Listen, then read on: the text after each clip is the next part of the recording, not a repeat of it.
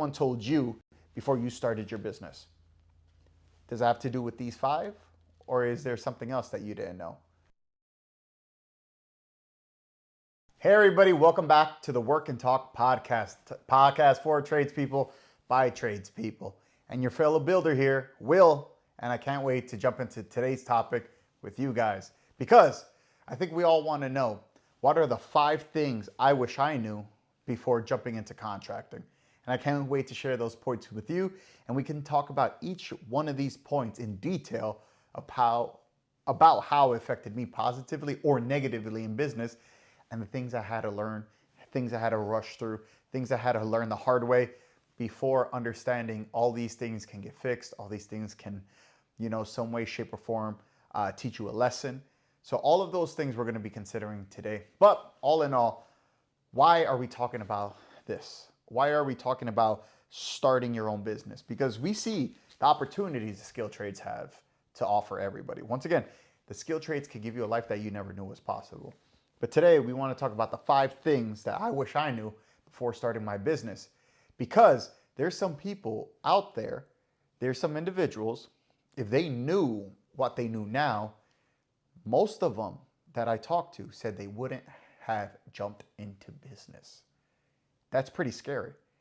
But the ones who actually are now learning from it, learning how to overcome it, those are the ones saying, if I knew that in the beginning, first of all, I would have been way much further ahead.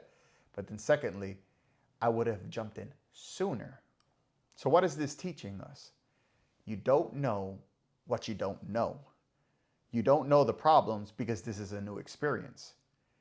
But you also don't know what you don't know. You don't know the hope or the lessons that you'll learn that are actually going to make you a better person to actually conquer those fears.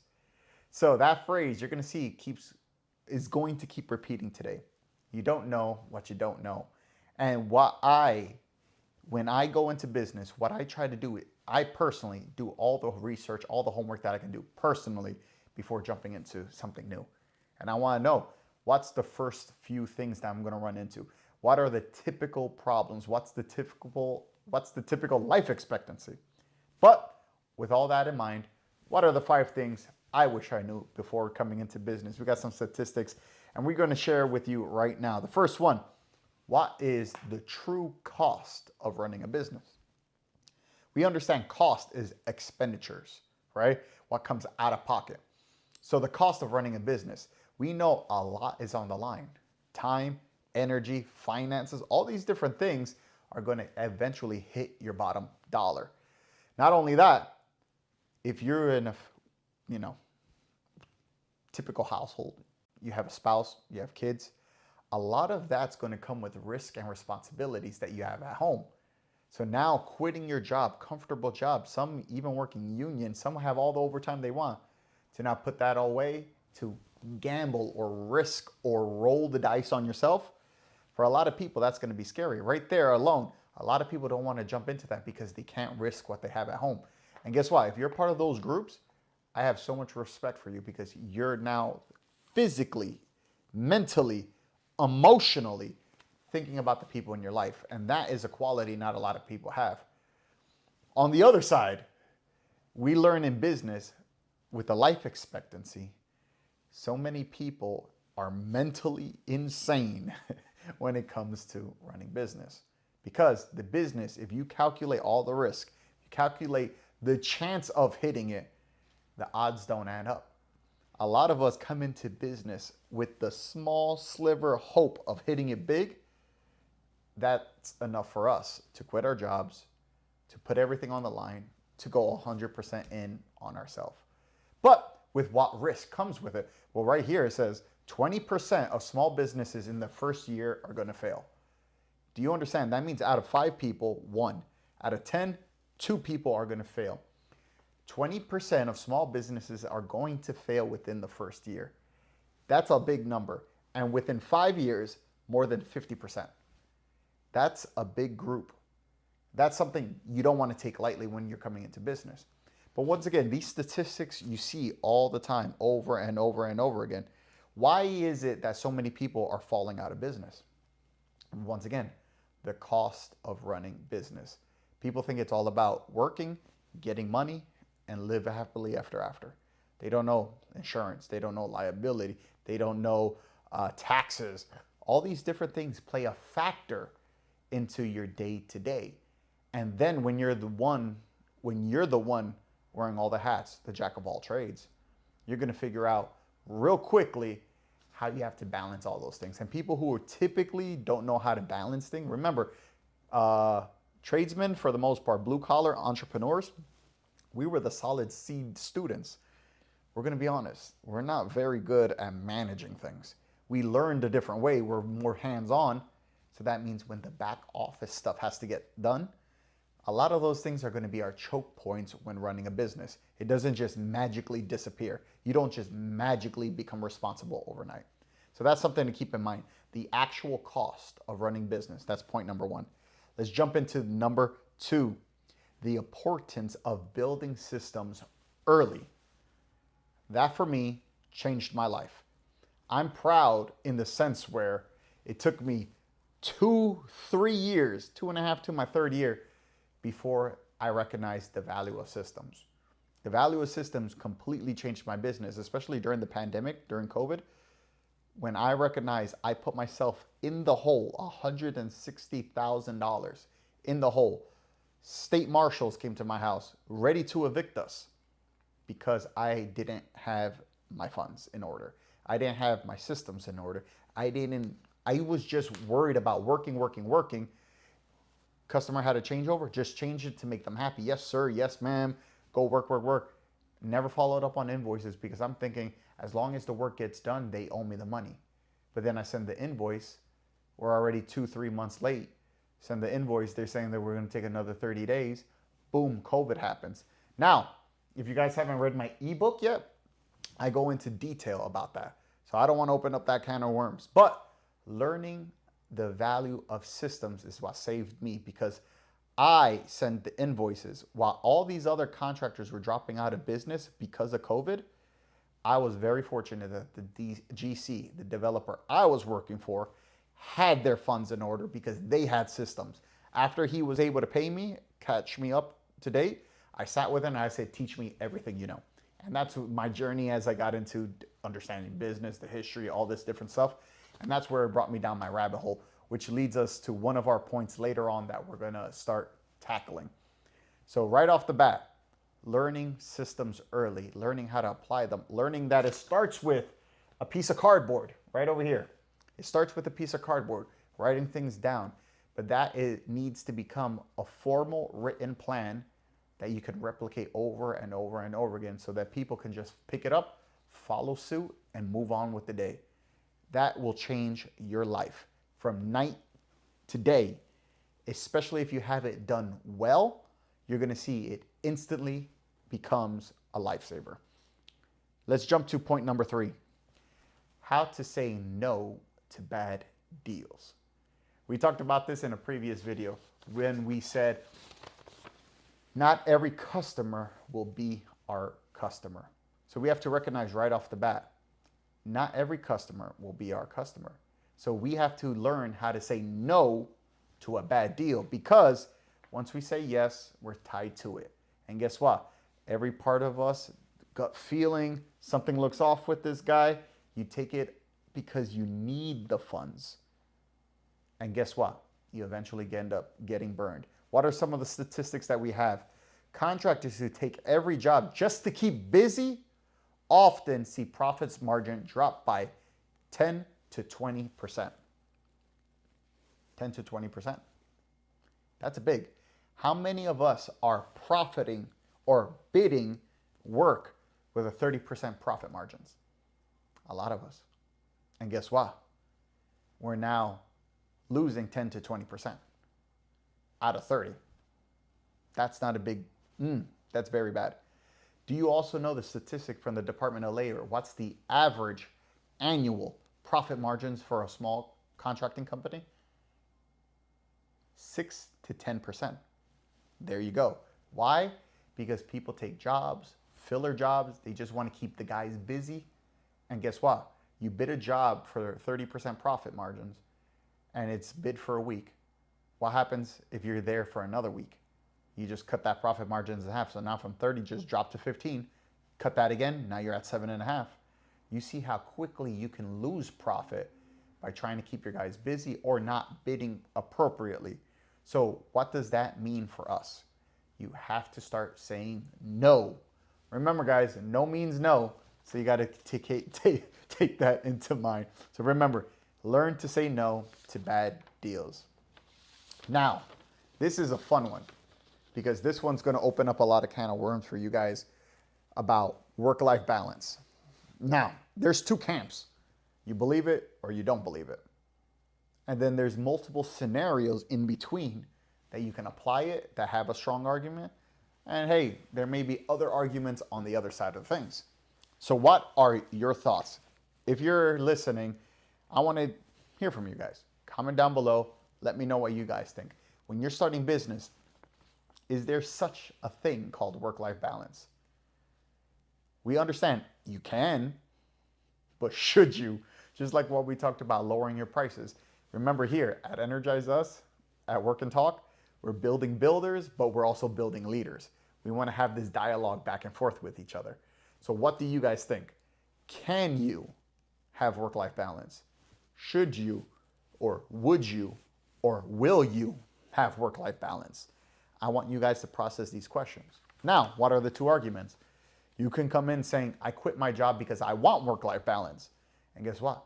If that's what success looks like for you, more power to you. Keep doing what you're doing. But remember what we talked about, the few, the insane, the people who are coming in for that sliver of hope to hit it big. We understand that comes at a price. Just like there's a cost to running business, there's a cost to trying to make everything work in your business. And guess what? Sometimes pushing off work-life balance is one of those things. You will never hear me say, hey, come into business for work-life balance. Hey, develop systems for work-life balance. Never. I say, do all you have to do to get the type of life you want, the success that you're looking for. Remember, success, like our challenge token, is different for everybody. So what does success look like for you? What does it smell like? What does it taste like? Huh? How many vacations do you want? How old are your kids? Do you want to give it 5 years solid so you can set yourself up for success in any way, shape, or form? Or do you want to enjoy it, do 1 or 2 jobs a week so you can enjoy it with your family? Remember, there's no wrong answer. Whatever success is for you, keep doing it, keep working towards it. We're discussing these things so that you can have that understanding and you can hit it. Because at the end of the day, we need more builders, we need more leaders. And when you're a successful contractor, when you're a leader, you're going to be able to give that opportunity to your communities, your family, and to other employees. So keep doing what you're doing, guys. But let's talk about that. When it comes to work-life balance, one of the statistics over here, by the Small Business Trends, 60% of business owners report burnout within the first 3 years.